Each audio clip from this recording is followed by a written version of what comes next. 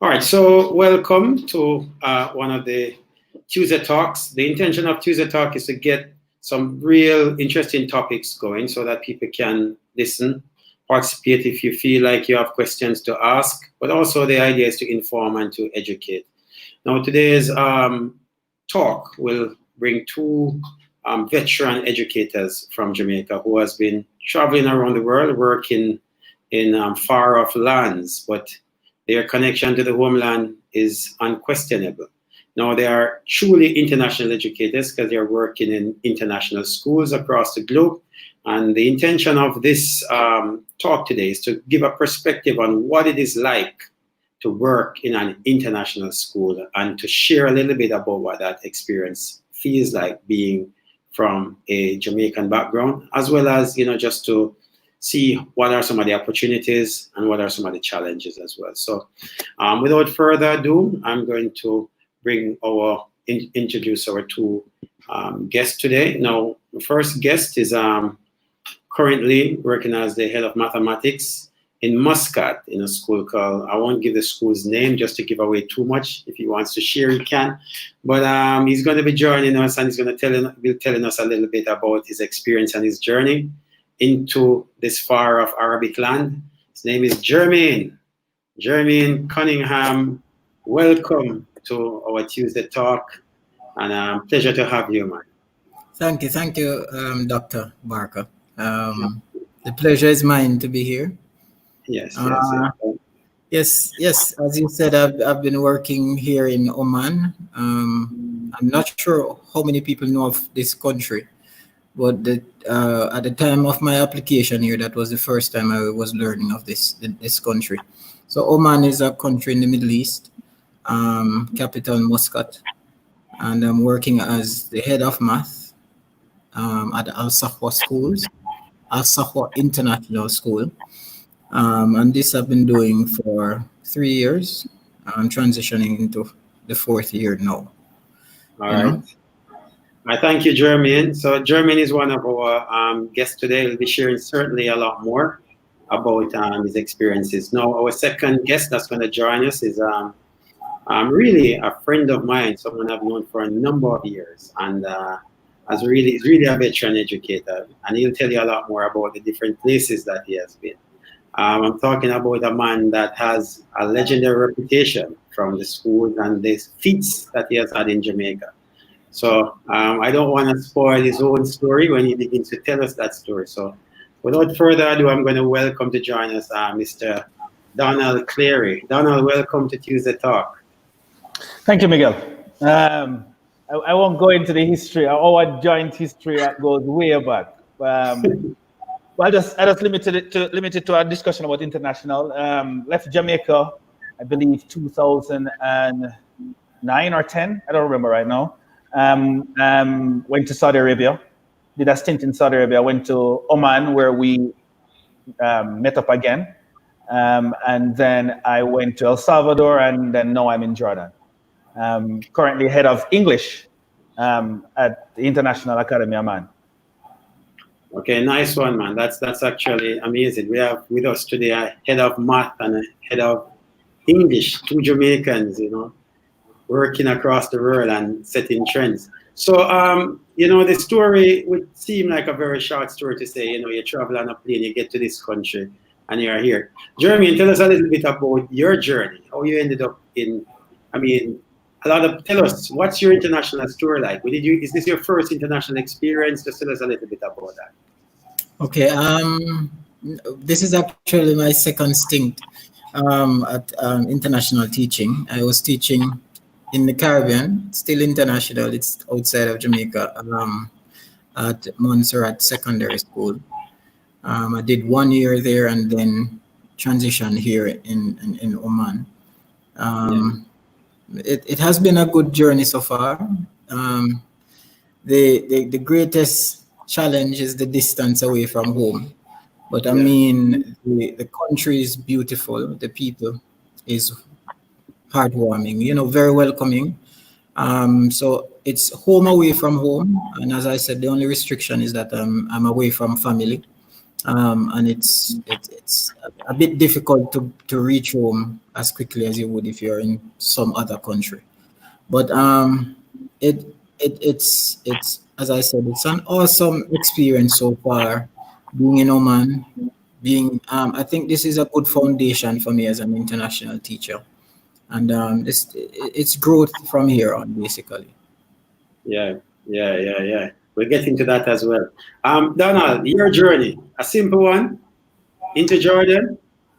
A simple one into Jordan, relatively speaking, because I have worked for a few years now. I have created a vast network, or at least a sizable network. So getting into Jordan was a matter of speaking to the right person.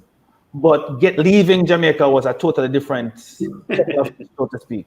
Leaving Jamaica was sort of going out on a ledge with a hope, sending out 500 applications and hoping that some school somewhere in the world would actually, probably even more than 500 to be honest. Big number, but a lot of applications. I was sending 10 a day. Wow. I was determined to get a job, so I was ritually sending 10 applications per day, and this was at least all of April going into May. Yeah. So from April into May before I got the job that was worth leaving Jamaica for. And was that in Jordan? No, that was Saudi Arabia. The first stint was in Saudi Arabia. Oh, okay. Yeah, and I did a year in Saudi Arabia, and then I went to Oman. To leave Jamaica wasn't easy. It was a challenge in terms of, for a school to actually look at my resume as a Jamaican teacher and to be satisfied that this person is the person I want for the job. Yeah. So there was that feeling like, like the qualification was, people were not too sure about the qualification, or was it like the standards that they were looking for much higher? What was it? I mean, in hindsight, I knew what was the problem. The problem is that I didn't have international exposure. Oh, okay. So I was qualified. Of course, I had experience, and I was teaching IB in Jamaica, so I had IB training and IB experience. I had everything on paper that would have made me a suitable candidate, except the school would have known how I would have functioned internationally. So I think once you have that first job under your belt, then it says to a school, okay, this guy, he's not going to get cold feet and run home after 3 months. Updated the first one. So Jeremy, you felt like that was a difficult, like the first step was always difficult. Now with Jeremy, you said this was, coming to the Middle East wasn't your first thing, but tell us, was it a similar kind of experience or for you? As you said, I think the greatest challenge in getting this job was the fact that, yes, the Montserrat was considered because it was outside of Jamaica. In terms of the school, they did say that was an international experience. But I believe the greatest challenge for any Jamaican who is looking for a job internationally is the lack of experience. For me, I think I was blessed in the sense that we had a Jamaican who was the head of math here at Al Sawa at the time. And he was pushing. He had done very well at the school. So his voice was whenever he speak, he was always listened to. So I think he made the suggestion that he needed someone from his country, based on the direction that he was moving with the department. So because of that, it made it quite easier. So someone who had applied, who was a friend of mine, who decided that she wasn't coming, she was going to take up a different job in the UK. Suggested my name, and she made a contact to her friend, and the head of department contacted me.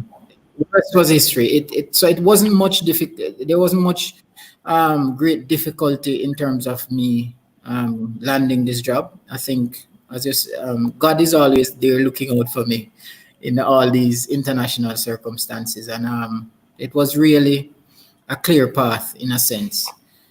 Didn't go through any program, just a clear path, just knowing the right people. Yeah. As Donald said, if you contact the right people, sometimes that works. Yeah, the networking that is required on the international scene is so important, knowing people and all that. So you mentioned, so your school, Jermaine, Donald, you mentioned that you had IB experience, yeah, Mhm. from Jamaica, yeah, and you felt like that played a role in you securing that job in Saudi Arabia. Well, every school I've worked at has been an IB school. Yeah. So the Saudi Arabia school, they needed an IB teacher last minute, pretty much May. Any school that wants a teacher in May, they're not really looking so much at who they're hiring. They're just looking at trying to fill the spot. In the spot. So I think my experience, because I was teaching IB at that time for maybe 3 years, had done different workshops. So on paper, I had the qualification. So yeah, definitely that was my way out. My way out was through IB. Yeah, so it played a role. It played a big role. It was the only role. Yeah. Well, the standard thing for if you're in Jamaica is for people to say, I'm going to the UK, Canada, and US. So what made you, what was the difference here? I mean, my journey is one where I went to UK first, and then after that I ended up here in the Middle East. So what made you guys kind of said, maybe that route isn't mine? Was it just Well, for me, my objective was first Canada. Actually, I was pushing towards actually migrating and working in Canada. Okay. So going to Montserrat was a step in that direction, in a sense, because I was looking at raising some funds to finance that move. Okay. And then I learned about Oman, which financially would have been more put me in a better stance to meet my objective of going to Canada. I think the Canada vibe is on the back burner now, in a sense, because I'm quite comfortable where I'm at. But who knows what will happen in the future? But that was basically my objective was really Canada, and these jobs were initially was to finance my move to Canada. But as I said, when you fall in love with something, it changes everything. Changes everything. Yeah, Donald, why did you not end up going the US, UK, Canada route like many Jamaicans? I guess because I started teaching IB, once you start teaching IB and the nature of the program is international, you get the sense that you can go anywhere and not just a Canada, UK experience. But probably more so, you also became aware of what I call a difference between teaching abroad and teaching internationally. Okay. When I say teaching abroad, it's you go to the US or you go to UK and you have the UK experience. I don't, but generally speaking, you come off the plane and you're on your own. You have to find where you're going to live. You probably sleep on the ground the first night. You figure out everything on the fly, so to speak. And if you don't have money, whereas when you teach international, someone greets you at the airport, they give you a SIM card, they put cash in your pocket, they put you in a furnished apartment. And, it's like, the treatment is so different. I certainly can remember my very first night. I literally stepped at a stranger's house. Stranger in the sense that someone who knew someone arranged for me to stay at their like an aunt's house for the first night. Because as you rightly put it, when you land in the UK, you're figuring it out from day one. And the next day I was expected to be at a training session. So teaching abroad and teaching internationally, I don't know how you put that one, because we maybe want to talk a little bit about the difference. It's a big difference. It's a big difference. So because I was aware of that, the difference between, even though I hadn't left Jamaica, but because I was aware of that, I was on the hunt for a teaching international slot and not trying to go abroad, so to speak. Yeah. Jermaine, when you were moving to this side, were you aware of the distinction between teaching abroad and teaching? No, actually, you were looking at the Canada thing, and then you ended up in Oman. Did you know of the distinction? Actually, no. It's just now I'm learning that there's a distinction, and I mean I've heard experiences of colleagues who went to the US. A lot of my my year batch, my batches, students from my batch ended up in the US, and I've definitely heard of the experiences they had in the US, and even going to Montserrat, I was greeted at the airport. I was given money, as he said. Oh, wow. So that was an international experience compared to Okay. going to the US. When because as he said, in the US, what I've heard from a lot of my colleagues is that they have to actually find housing, do all of those sorting. And I was actually looking for jobs in the US too. Also, I was searching. As he was searching, I sent out a lot of resumes to to a lot of the, what you call it, employment agencies, and Yeah. they had explained initially what would happen if I landed a job. Yeah. Right. So if I landed a job, they had explained what would have happened. So that gave me an idea of the, but I didn't know that there was a distinction between teaching abroad and teaching internationally.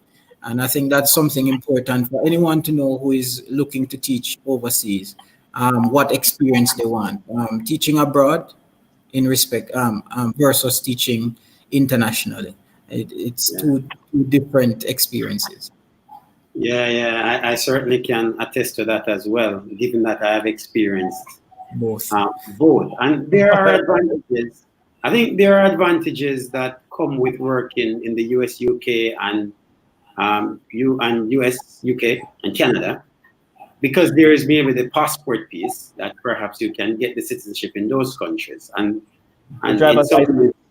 and the driver's license, which allows a little bit of flexibility internationally, but certainly from an experience level, the international scene, when you teach internationally, it does provide a little bit more of an expatriate lifestyle as against an immigrant lifestyle. True. That's the difference. Yeah. So no, but that's cool. So Donald, I know your journey is maybe through about 3 or 4 countries. What is it? What allows? What would you say as a? Because I've seen so many Jamaicans on the scene. I mean, what would you say? Is there anything uniquely Jamaican that allows us to adapt in the way that maybe you are adapting, or is it just a Donald or Jermaine? What do you think? I don't know. I don't think it's a something unique to me. I think as Jamaicans we're malleable. I mean, I find that wherever I go, I'm not the one who is pointing out cultural things that I find, different about cultures. Instead, I'm trying to embrace someone else's culture, try and understand it to some extent, try and understand a bit of the language. So I try my best to fit in rather than stand out. I guess I stand out already, so I don't need to make myself stand out anymore. Because I'm usually the only black person in a room most times, so I don't need to make myself stand up more. So I try to fit in, learn a bit of a language. It's just about fitting in. It's about trying to be appreciative of someone else's culture, and I don't think that's because of me only. I think it's my Jamaican upbringing. You think it's Jeremy? Do you think about that? Yeah, man, likewise. I think it's in our nature actually to adjust to different situation, especially when the situation is not as bad as what we are used to back home. It becomes quite easy for us to do that. So, I mean, I think naturally Jamaicans are warm people, very, very open to learning new cultures, meeting new people, and basically embracing everyone. So, I think it's just basically in our nature and not necessarily specific to any individual. It's just who we are as Jamaicans. Okay, so let me ask a question that pretty much is on anyone's list. And just remember, if you're watching this and you have any questions, you can always ask a question and we'll try to address those questions as well. You're in a Muslim country. How you live in a Muslim country? It's a country. I don't get it. I just live. It's a country, right? All right. You want to go first, Jeremy? All right. Let me see if I can attempt. It's easy. As we just said, we adjust easily to different cultures. We try, as Donald was saying, we try to learn the language. We try to understand exactly the do's and the don'ts. And I mean, despite what I've heard before about Muslims and the perception that is given over the media about Muslim, I mean, coming here gave me a totally different perspective. The religion, I've learned a little bit more about the religion, and I've learned that it's not too far away from our upbringing, Christianity. So that made it quite easier. You know, it's just some small specifics that makes the two religions separate. And you know, it's a peaceful religion. Just greeting someone, saying salam alaikum, is basically saying peace upon you. And you know, it's a peaceful environment, a peaceful country. And I mean, they're just adjusting and to this type of culture is quite easy. I doubt anyone would have real issues here. And I'm speaking specifically to Oman. It might be different in other Arab countries, but based on my experience here, it will be easy for any Jamaican to adjust. I mean, most of the Gulf countries, if you look at Dubai, I think of Dubai as like if you were in New York or London. Yes. Right? It's a metropolis. It's a big city with all of the trimmings of everything else that you need, and it's multicultural in a lot of senses as well. I think, you know, maybe Oman, having lived there, I think I could say a little bit about Oman. It's probably a little bit more culturally specific. But you have other Muslim countries. So first of all, to say Muslim countries or Arab countries is not really fair, because, you know, Jordan that I live in is the Levant, and it's completely different from living in the GCC world. Yeah. So there is no one Arab sort of culture, so to speak. Yes, the unifying factor might be the religion, but the religion, as Jermaine rightly said, I mean, some of my best friends are Muslims. They're really, really nice people. The media perception would make you believe that every other Muslim is a bad person, but really, I've not met a bad Muslim. And in my journey, all the people I meet are nice people, just regular people like me, trying to pay the bills and live a life and take care of the family, just like me. You know, no different. Yeah. So, no, the idea of how you live in a Muslim country to me is a misnomer, because it's just another country with just people, regular people trying to pay the bills and live their life just like the next person, like anywhere else. So the only thing that may or may not be missing, it depends on the development of the country. And that has nothing to do with it being a Muslim country. That's just a country, because you can have an underdeveloped country anywhere else. So once you have the amenities that you need, you know, you can get all the westernized food, so to speak, that you need, your KFC, and even though KFC here is not the same as KFC in Jamaica, there's no barbecue, but still, you know. But yeah, I mean, pretty much, honestly, it's just like living. The hardest thing is what Jermaine probably said at the beginning, is being away from home and being away from your family. Yeah. So you touched on a very important part there when you're talking about, you mentioned Western foods, but one thing that when I speak to anybody from Jamaica, and they say, why, you know, I can't leave Jamaica because the one thing I want to have is my Jamaican food. Are you able to get Jamaican food in where you are? Me, well, no, man. Oh, okay.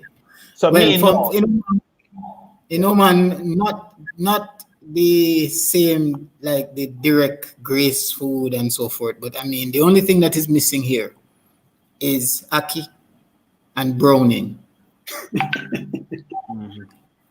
And that's what I was told when I came. And I mean, I haven't found anything yet. Well, my interest that I can't find. Everything, saltfish is here.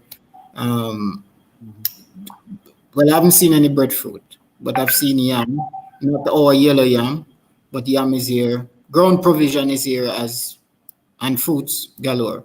So, I mean, not the market in terms of getting things that you'd get in our market, you'll get that here. As I said, it's just those, maybe the ackee that we love, browning, and the Jamaican seasoning. So those are things that I will bring over, or your crackers. You know, we love our tough crackers. But those are things that I'll take when I go. That's what I travel with in my suitcase going back. You know? But otherwise from that, comfortable to get food that you would like and prepare it just as how you would in Jamaica. In my WhatsApp, I regularly share some of those dishes. You know, even mackerel is here. Yeah. So if you love your tin boom, it's here. Illegal. No, You're laughing. You're a Yeah. piece you want to share about Jordan. Is it similar? No, Jordan is different, right? I think the reason why Oman has that, because Oman is a little bit more culturally diverse. So you'll have your Indians and other people there. So a lot of, and you know, history of Jamaican food. It's not necessarily Jamaica alone. I mean, Jamaica imported food from India and other parts of the world. So you'll find a lot more, I think, in Oman in terms of food similar to, if not the same as what you're used to. I remember visiting, the first time I visited you, Miguel, you stopped right at the street corner and there was a jelly man, chopping jelly right that's in front of me. And I said, what is? I remember that distinctly the first time I visited you in Oman.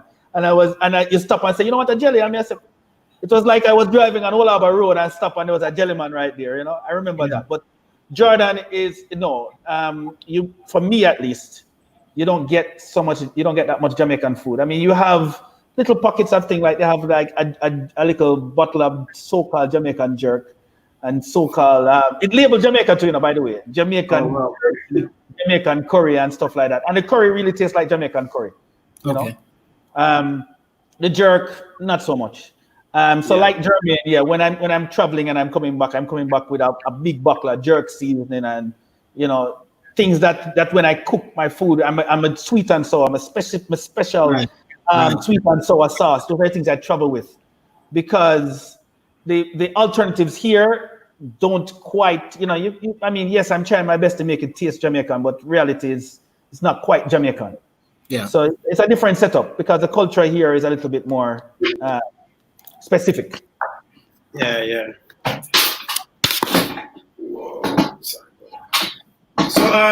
So it's clear that you guys have found a way to live away from home, you know. So what about community though? What about community? Like, are there people there that like you can bond with, like Jamaicans and so on? Is that there? For me, again, no. I mean, Jamaicans don't come to Jordan. Yeah, I mean, it's not a GCC country, right? So the community, a Jamaican community, there have been Jamaicans to Jordan, and I might hear that there is another Jamaican somewhere. But in terms of forming a community where we get together and do stuff together, that doesn't exist in Jordan. But again, because as a Jamaican, you're a sociable person. You have friends. You have I hang out with my Muslim friends and we have coffee and chat and we watch football games and do stuff. So I mean, you find other ways of passing your time and enjoying yourself. Yeah. What about you, Jeremy? You have people? Definitely, Miguel is one of them. Yeah, man, we have a Jamaican community here in Muscat, and even there are a few, maybe 5 or 6 outside of Muscat in other governorates in Oman. So yes, we have we tend to have our link up, connect, flex, all of that. Miguel and I regularly plays football or dominoes, Jamaican style. So I mean, yeah, that's one of the good things in Oman. We have a community of people that we can always link up with and ensure that we have a Jamaican party per se, if you want to put it in that context. We can always link up and reflect and talk Jamaican. And for me, I feel really at home because my department has been blessed to have when I just came, I made 4 Jamaicans in the department, and there was another Jamaican in the science department. So we had 5 Jamaicans in the school. Now we have 3. It's dwindling down to 2, but I mean, I've always had someone in the department who I can speak with in my own tongue, So it has been very good for me in terms of that. Very good experience. So you mentioned growth. At one point you mentioned growth. I mean, I wonder what that means. When you say that, I suspect if you teach every year, you begin to improve. But is there a different kind of improvement in your teaching, your your understanding of pedagogy since you have come international or working internationally like this? Of course, as you said, in teaching every year there is an improvement. You must learn something. But I mean, teaching internationally is gives that extra edge because it gives you a more holistic approach in terms of how you teach. You see education not in a box, not just restricted to a particular country, but you now start teaching based on international requirements. I remember when I just came to Al Sawa, I was really surprised with the resources. So in Jamaica, we had to, as we said, take our hands, make fashion, But coming there, I saw we had access to every and all kind of resources. So that's an improvement in terms of. So now we don't have to try to create certain things. You just need to know the resources are there. You just need to apply them. So it causes you now to think on a broader scale on how you can now reach your kids more effectively, basically. In terms of growth also, I don't know if it's the same in all international schools, but at my school, we are allowed to do personal development training. I mean, and this is like certification course in different, whether curriculum, different types of curriculum, or in terms of leadership and so forth. And I've been one to have gained a lot of that. I've been trained each year in something different, some other aspect of education since being here. So there is professional growth, personal growth, because you're dealing with so many teachers from all over different countries, Pakistan, India. So you are also learning how to relate internationally, basically building your international relations, understanding how people differ based on culture. And that also helps in terms of you teaching students who are not from your home country.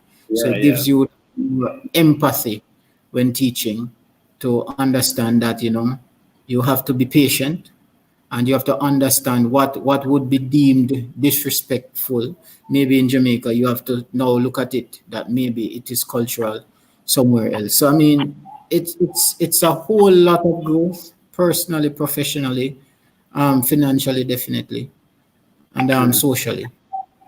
All the alleys, basically, spiritually. Yes. Because you're then learning, being a part of a Muslim country, you don't necessarily have to be a Muslim, but you then learn also about the religion and change your perspective to what you have been taught, basically. So, I mean, it's not just educational growth, it's growth in so many different areas. And I'm sure Donald can agree. Yeah. I mean, you hit the nail on the head. You said so many things. Half of that I just took for granted, actually, having been teaching now for a while. Certainly the spiritual understanding of other religions certainly opened your mind in a way that I just take for granted now. But I think for me, the biggest growth is the professional development. That's not something that you would get in Jamaica necessarily.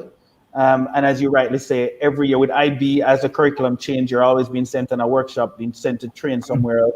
But probably the biggest thing in terms of professional development is the exposure to all of this sort of cutting edge educational research.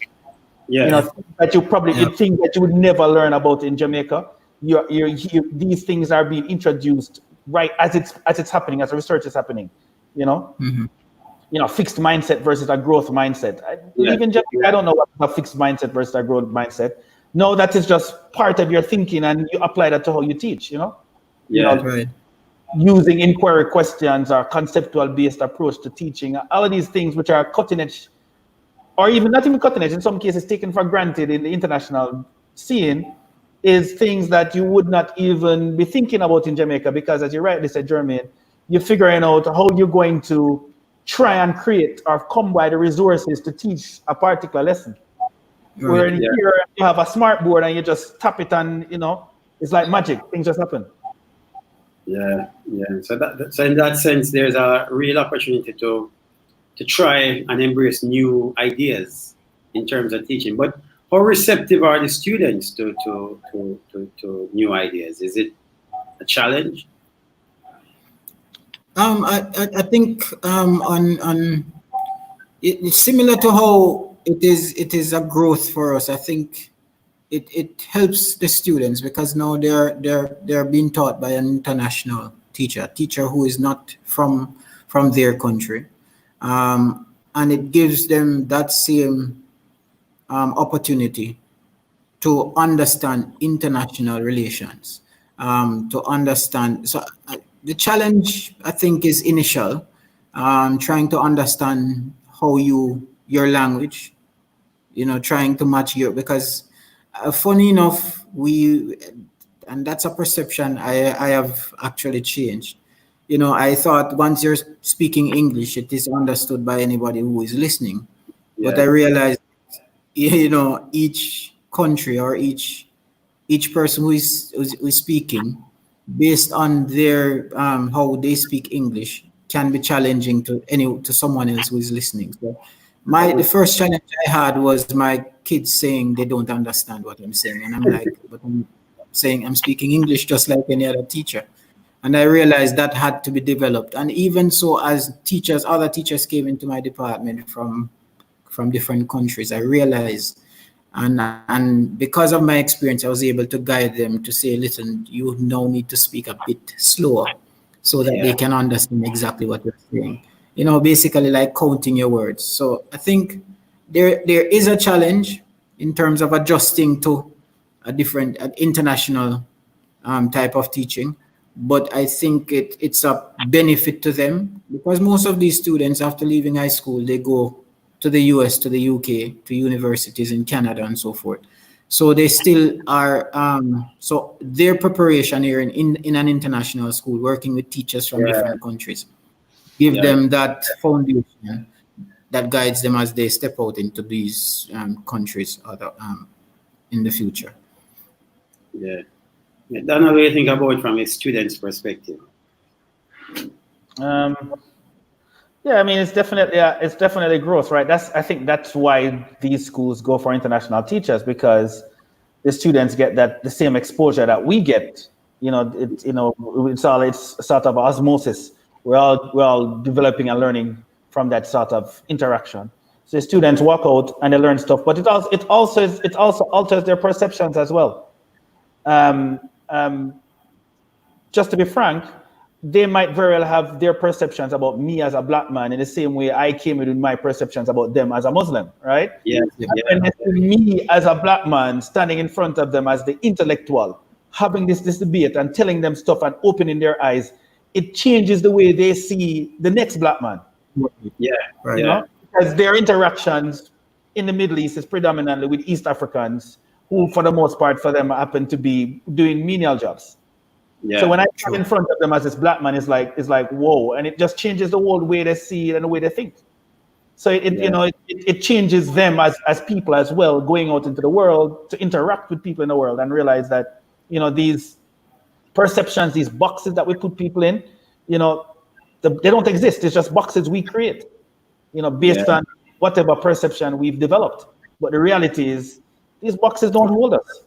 Yeah, I what Jermaine said just now resonates with me largely about when I went to the UK to work.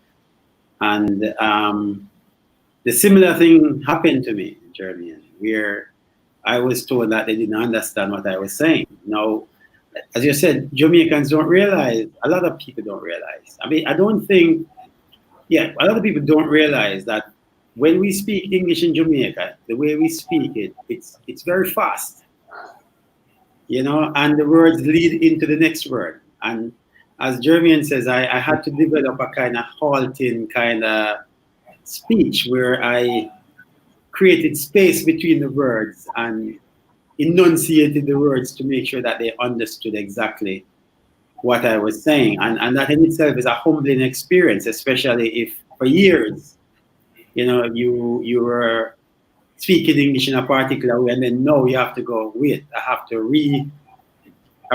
reorganize my English, But that was a similar thing for me in the UK. But when I came to Oman, because I'd already adjusted my teaching English in that sense, it wasn't so, I didn't face it in Oman as much as I face it in the UK. But you brought up another point about perceptions of a black person in the classroom. And what about the perceptions of a Jamaican?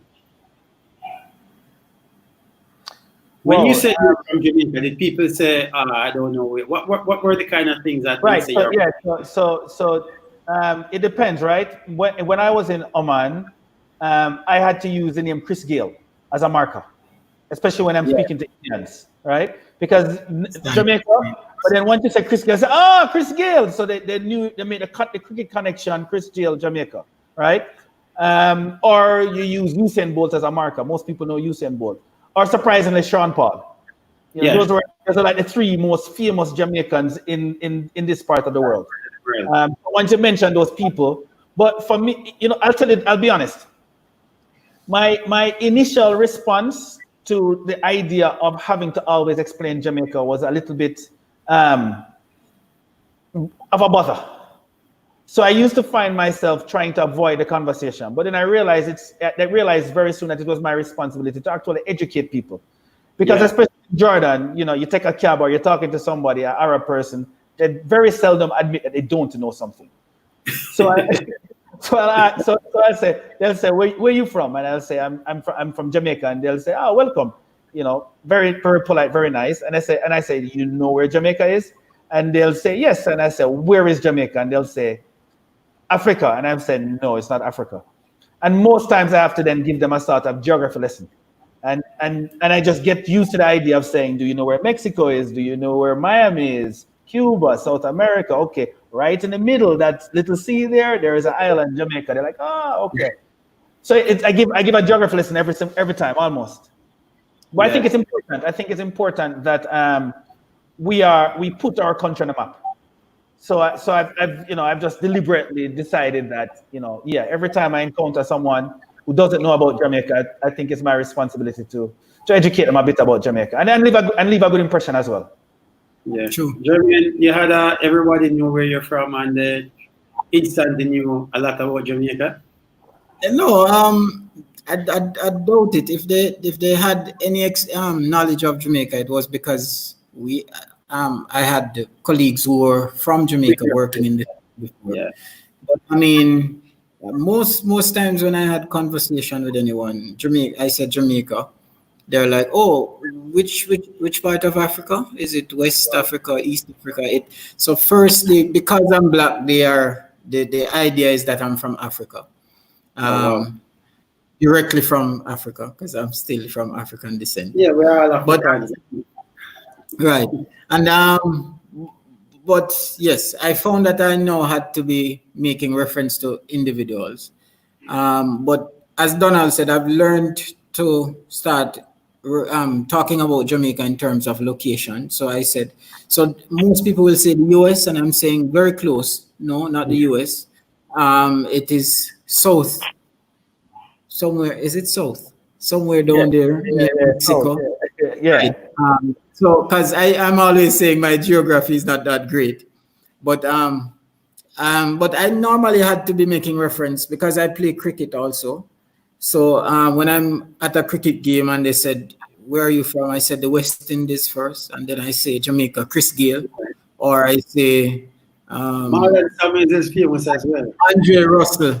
They like Russell, so they talk about Russell.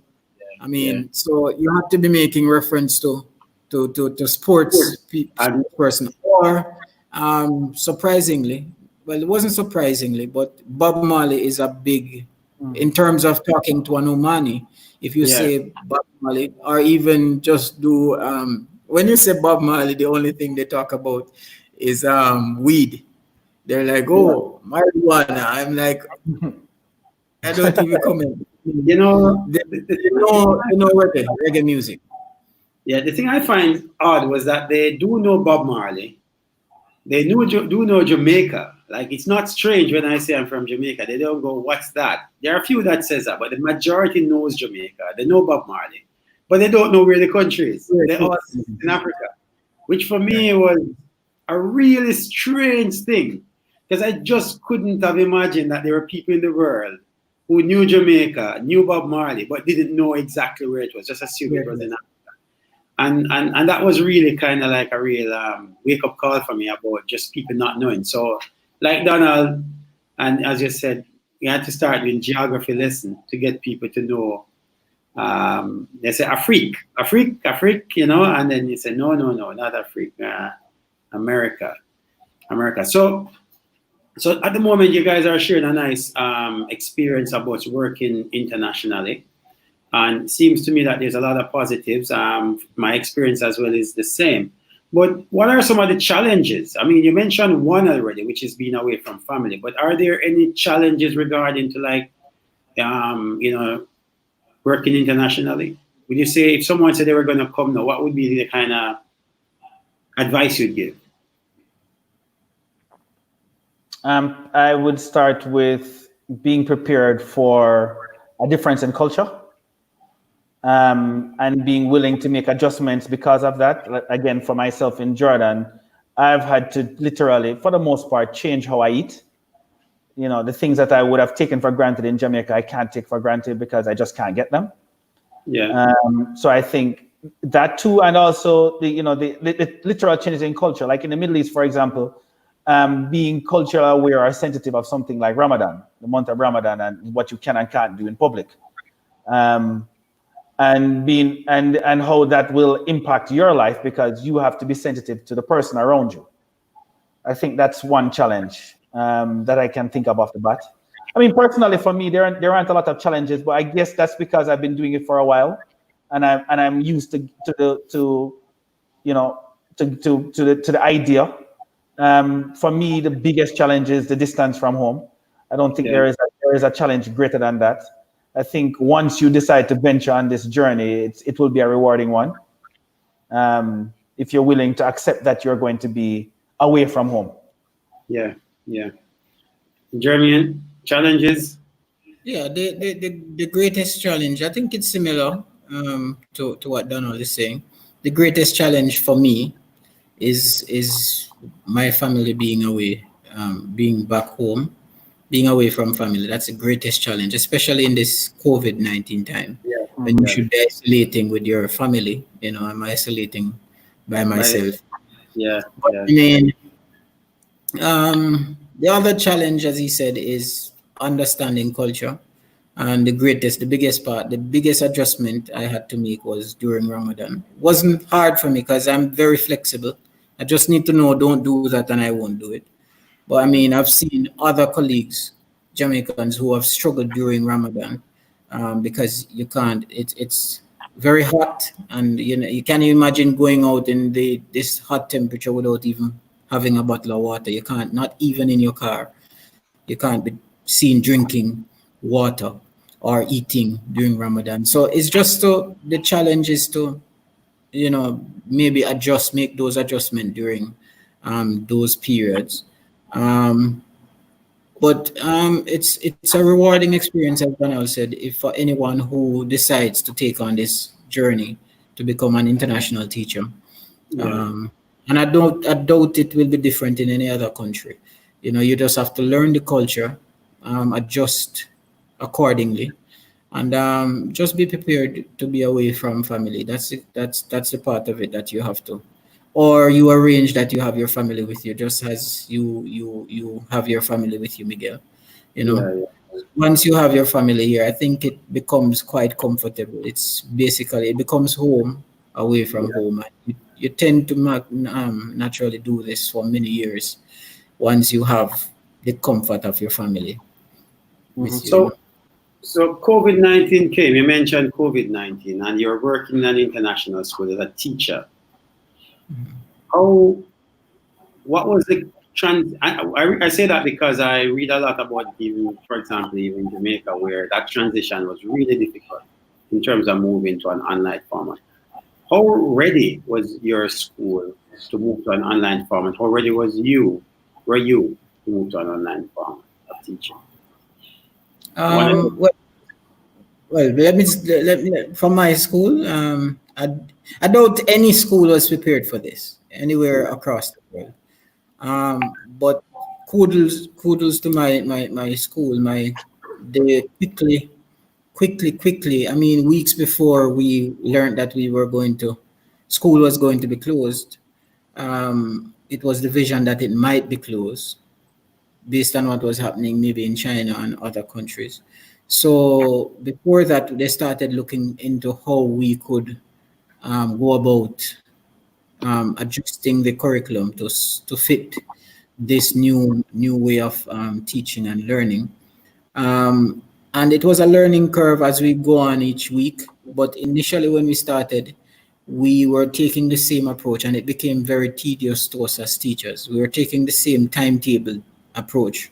So if I had five lessons in a day, I would be teaching 5 lessons, preparing for 5 lessons online, which is quite different. So the biggest challenge was preparing the lesson. I think preparing the lessons online was quite easy. There wasn't much challenge in that, but providing feedback as you would normally do in a physical space, that was the greatest challenge in terms of the adjustment. But I think we came through it quite well. I mean, we have been commended by parents. A lot of schools, parents have stopped paying their student child's tuition, Yeah. and that has affected some teachers in terms of getting paid. But thankfully, at my school, because of the quality of work that we've produced, the parents have been, involved, and they actually love how we have done and gone about it. But I think initially it was a challenge for us, but we gradually learned and changed accordingly. And I think it's a new way to start looking at education. I've already spoken with my department, and whether or not we go back to physical, or if we just go back to physical, if this blows away and we go back to normal school, what we're used to. There are a lot of resources, a lot of things that we have used during remote learning that we intend to use to enhance our teaching and learning from here on. Oh, wow. Donald, any challenges moving online for you? Or Well, really no. I think it was relatively smooth. Like most other schools in this region, we knew it was coming before because we saw it happening in China. So there were models out there that schools could have adopted. Our school, I'm pretty sure, looked at a couple of models because the way our transition went about it is almost as if we never skipped a beat, I think. But I think the reason for that more than anything else is it's because we're in international schools. yeah. International schools have an advantage. I remember reading an article in The Economist recently, and it was talking about the way in which this online learning is widening the gap between the haves and the have-nots. When you work in an international school, I mean, we don't have to think about internet. All our kids have internet at home. All our kids already have laptops at home. We have laptops at home as teachers. We have we have access to paying for the school pays for the necessary software, pay for your Zoom, pay for your Google Meet, pay for all of that. If you need Wi-Fi, the school supplies it. All the things are there to facilitate you teaching in the same way you were in the classroom where the technology and everything is there to facilitate me teaching. So during this period, I only had to think about teaching like I would have only had to think about teaching before, right? So I can set up one-on-one meetings with students, find out what's going on with that student. The students have access to all of that stuff. I mean, back home, my sister is a teacher and she's using WhatsApp to teach, sending 2 little assignments via WhatsApp to a student who doesn't have a phone, so the WhatsApp message with the assignment goes to the parent's phone. Yes. And Right. when the parent comes home with it before the child can actually try and do the assignment. So it's a huge Wow. gap. Yeah. So you have to go to the parent, and the parent has to come home from work for the child to know what the work is. Yes. Right. Wow. Wow. Yes. Even my daughter, because I can speak in terms of Jamaica also. So my daughter, well, she has a phone, but the work is sent to the phone through WhatsApp, and I complain a bit because it's just worksheets that are being sent. So especially with the math, because I'm a math teacher, I have to be explaining. So I have to be explaining concept, and most times it is being done at a time when it's my time, it's my relaxation time, because if the time difference in Jamaica, that's another challenge that we never talked about. Yeah, 9 hours difference here is a challenge, because then you have to be communicating with home. But I mean, I now have to be explaining the concept because she was just given a worksheet or given something to read for her to grasp the concept. So I mean, because of the limited resources, as Donald said back home, I think it shows a big gap. It has this great gap in terms of the effectiveness of remote learning here or in an international school versus in a school that does not have international resources. That's not the kind of School. in a sense, international schools were already in a position that they could continue to have a bigger gap to people who didn't have, because in some ways, wouldn't this just make the gap bigger than it was before, rather than maintaining the gap? It makes the gap bigger. Right now, the gap is much bigger because, you think of a student who, as I mentioned, is getting a worksheet at home versus I like this where I'm having a Zoom session and I'm pulling in applications because I'm using this app and that app to enhance the learning experience online. And anything I need, I'll send an email and it's paid for, and I have access to it, and it's there in front of me. I'm using it to enhance the classroom experience, and my students are online with me, talking to me. I have them all together. I do different collaborative assignments using all these different applications. Vis-a-vis another scenario where it's a worksheet. Figure it out. Yeah, I mean, that in itself is one of the things that we will always know about the disparity and some of the inequities when we all, but then, and I can take it back a little bit here because we're all educated in Jamaica, without this kind of advantage that we're talking about. And then I think you mentioned, Donald, that sometimes you're in a room and you're maybe the only, person from a small island and maybe a person of color as well, And it's an amazing thing to be involved in this. And then there's the other piece about what we can do to educate people back home about this kind of experience. Do you have any thoughts about that? Like for you to say, I really want to do anything are you involved in anything like that? Well, yeah, you know that there is another Facebook group that I've started with the intention of trying to get more people to be aware, more people, back home and so on, to be aware of opportunities by creating a network. Well, I think probably the biggest thing is if you're back home, think global, right? I think we're always locked into the mindset of thinking the only place we can go is US or the only place we can go is Canada, including me, because when I was in Jamaica, I was thinking like Germany and Canada, because that's where the chance is, right? But it turns out that if you think global, there are more opportunities out there. So if you are aware of it, there are like maybe, I don't know, maybe 10 different websites out there, teaching websites, that if you actually apply through those, you might be surprised at the opportunities you get. But just be willing to just say, you know what, like me, like even if I'm leaving Jordan tomorrow morning and my kids live with me, another benefit of teaching international is that my kids get to attend the schools that I'm at, and they get the same high quality education, right? So that's another benefit of teaching international that you can't put a price tag on, because we live in El Salvador, my kids learn Spanish. You can't put a price tag on it. My kids are basically fluent in Spanish. Again, you can't put a price tag on that. But the point I was making before I segue is simply this. If when I'm leaving here, I'm going to apply to as many jobs as I can. I'm not looking and saying I want to go any specific place. I'm just applying. And then when something comes up, then that's when I'm moving. So I think moving from Jamaica, you must be willing to say, you know what?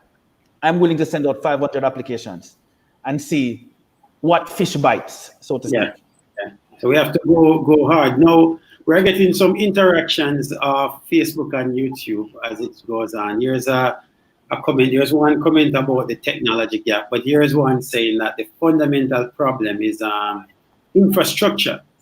As the government needs to ensure that affordable internet is available to all. Now, what are your thoughts? I mean, it's stating what the situation is, but yeah, that's something I wanted to make a point, elaborate on in terms of, yes, there's a problem, there's a challenge in terms of, there's a gap in terms of resources in an international environment, teaching environment, than you said a government-based international environment. But so I think what we have to do as educators in Jamaica, and even educators here on the international scene, we have to see how best we can either help our colleagues back home to have this global, as I said, to have this global perspective and not just resign ourselves to a box, basically. So I think as the statement said, that the government needs to ensure that not just internet, but resources. We have to now invest in education to the point where students and teachers have the necessary resources that can bring our education system on to be on par with the international level education. Yeah. Abdallah, do you have a comment on that? That problem that William Fullerton has highlighted is not one that is localized to any particular country. I think the gap that we are mentioning here exists amongst all countries. I mean, I'm here in Jordan, I'm in international school, and yes, in Jordan, we have all of these things, but in the public schools don't have it, right? And that's not something that is a Jordan problem. I'm pretty sure you'll find that in most countries that you go to, that there is a basic investment in education. And if you want more, then you have to pay for more in another environment. So in Jamaica, if you're going, you're going to pay for extras, right? You have to pay for extra lessons. Or in the case of prep schools, your kid can go to a primary school, but you probably want a better chance of passing what we call now PEP. I think it used to be CSEC when I was in Jamaica. So I think it's called PEP now. Yes. So you want your child to get a better chance of passing PEP, maybe you spend extra money and send your child into a prep school. So there is a basic maybe William is right. The government needs to raise that basic level of investment, to create to reduce the gap. But the reality is, how much can the government invest? Really? I don't know. I don't have the answer to that question. One thing that I learned recently, and perhaps, it's interesting, but this is only the first time I've heard about it when COVID came around, is a concept called a zero-rated website. I don't know if you have heard about it. Zero-rated websites. Now, it's actually in the Jamaican context I heard about this. And then I researched it internationally. It's actually a thing. And what a zero-rated website is a website that you can access without having any internet, any data on your phone. So as long as it's available, you can access it on the network, but you don't need any. And that's a partnership that comes between the government and the telecommunications company, where literally you don't have to pay for data to use the site. And it might seem like an unusual conception, but if you think about numbers like 911, they don't need credit to call. That's an arrangement between the telephone company. And that has happened now for websites, where there are websites where the government can say, for example, a school's website is zero rated. And you can actually have access from kids to access the website without having any data. And that might be a game changer. What do you think about that? Oh, yeah, I never heard of that. But yeah, if governments were able to do that, it still wouldn't resolve another problem, because another problem is the students having actual resources, laptops, tablets, iPads, whatever, to actually access. I think that's part of the problem as well. But yes, certainly if they have that ability to access these websites, then definitely yes, that would be a positive. Yeah. I think. I think. Sorry, Jim. No, go ahead. I was just agreeing with Donald to. I was just agreeing with Donald to say that if this is something that the government could, this partnership, as you said, with the zero rating, with a website, school websites, for example, or a specific website that all schools could use. I don't know. Technology is that way that it can be set up to accommodate different things. I mean, if they could do that, I think this is one way that we could solve the problem to some extent. Yeah, and I said the first time I heard of it ever was in Jamaica, where the government had made a government site. When COVID just came out, they said it, and that's the first time I've ever heard the term. The idea that the government website was zero rated, meaning you could get access to it to learn about COVID without having data. So that they said it, and that's when I went around thinking, what is this? Because I just didn't know that was possible, you know? And then, you know, as we're having this conversation, I'm realizing that may be the game changer, that we don't have a cost to school websites or, you know, Google Classroom kind of setup where kids can then access it. And then perhaps we don't have worksheets driving the jerkies only, because teachers can only do what they can do. So guys, we're coming towards the end of our conversation. I'm really happy with the stuff that we're talking about. I think anyone listening to this will learn a lot about what it's like to work internationally, and also some of the opportunities as well as some of the challenges working. But in final thoughts, you know, if someone is thinking about, you know, especially post-COVID, and maybe I want to put this question to you first, because you're working internationally now, we have a pandemic going on. Has that made you reconsider your working overseas thoughts? Like, have you thought this is maybe something I need to rethink now, given that quite likely you're stuck where you are, like I am? No. Well, on my side, no. Because even in the pandemic, I'm still comfortable. As I said, the only limitation is that I'm not here with my family, is not beside me.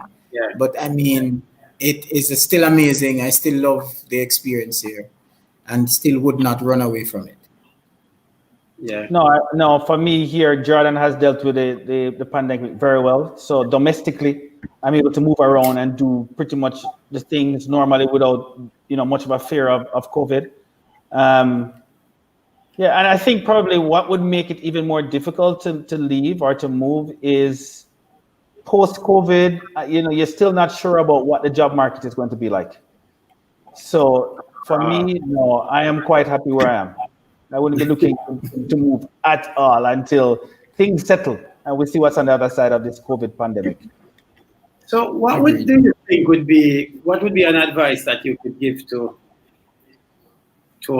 any Jamaican right now who's seeing this interview thinking, you know, you guys are talking about what advice would you give to anybody looking at international? And we're talking about the teaching international, not the teaching abroad aspect of this. What advice? Especially post-COVID. Go ahead, German. Okay, so my advice would be, there's a wealth of learning, wealth of growth that one can gain from being a part of an international teaching environment. You know, so I would encourage anyone to go for it. You know, and as Donald said earlier, don't limit yourself to just US or Canada or the UK. There are so many other countries, many other international opportunities for us to expand and to, push ourselves. So, I mean, this is an awesome opportunity for any Jamaican who would want to venture outside. And I've basically been encouraging a lot of my colleagues on the same path, try it, go for it. It doesn't have to be in Oman, it doesn't have to be in Jordan, it can be in New Zealand, it can be in Dubai, it can be in anywhere in the world. Once it is, as you said, an international experience and not just teaching abroad, where you're getting this full scope of personal, professional, and social development. And financial. Don't leave out the financial, Jermaine.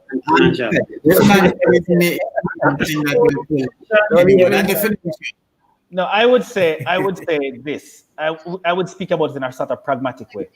One of the beauties or one of the advantages of being Jamaican is that your passport says you're a native speaker of English. I know there's a debate now international about what it means to be a native speaker. But your passport as a Jamaican says that your official language is English. And there is a demand for English teachers or teachers who can deliver in English globally, right? So off the bat, the American, the Canadian, the Australian will always be the preferred person. But you don't have enough Canadians, Americans, Australians to fill all the jobs that's out there, right? I mean, South America, Central and South America, I worked in El Salvador, so I'm telling. Central and South America always need English teachers who can deliver content in English. The Middle East is the same thing. The Far East is the same thing. Southeast Asia is the same thing. All these areas need people who can deliver content in English. And our passport as a Jamaican is a doorway to enter these places. As long as you're willing to just take the chance, apply, and see what comes your way. And I guarantee if you keep applying, something will come your way. That's what happened with me. I sent out about 500 in the space of 2 months, and eventually I got 3 job offers and took Saudi Arabia. Yeah. But I got an offer in Turkey, Costa Rica, and Saudi Arabia after sending out 5 applications in the space of 2 months. The jobs are there. It's just a matter of, are you willing to put yourself out there? But if you want to, your passport, Jamaican passport, is actually a key because we are native speakers, and I use that advisedly. Native speakers. Yeah. We know the background. So, do you get the chance, since you're stuck in this part, do you get the chance to travel to other countries? What's that like? Do you just travel and visit other places? And give some examples of places that you have visited while you have gone internationally. Jeremy, you want to go? I haven't been to a lot of places yet, like Donald, but I've been to Thailand. Also had the opportunity to experience Buddhism. Because as I said, that's something you get to grow spiritually, to understand some things that we learned in religious education back home. But I've been to Thailand, I've been to some of these GCC countries, Bahrain, Dubai, for sure.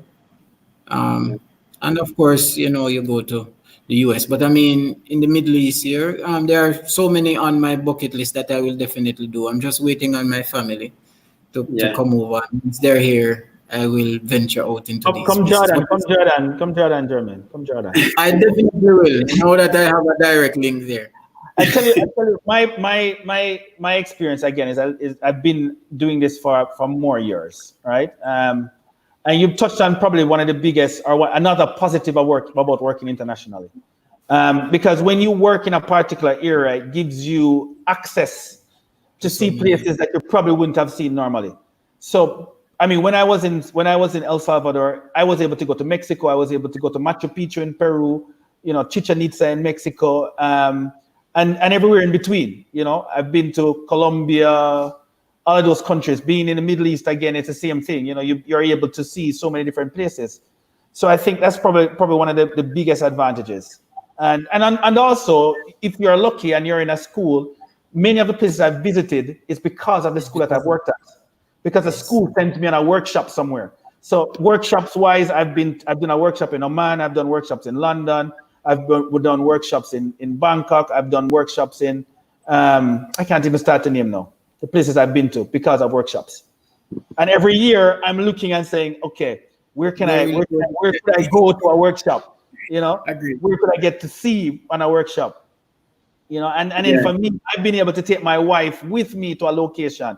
So it's like I'm taking her on a vacation without having to pay the full price of going on a vacation, so to speak.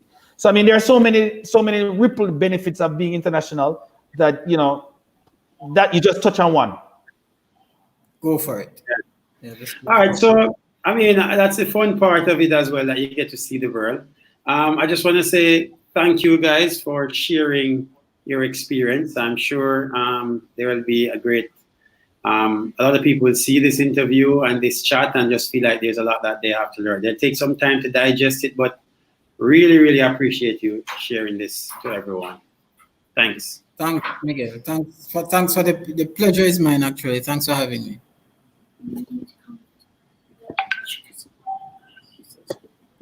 Yeah. Thank you. All right, no worries. No problem. Let me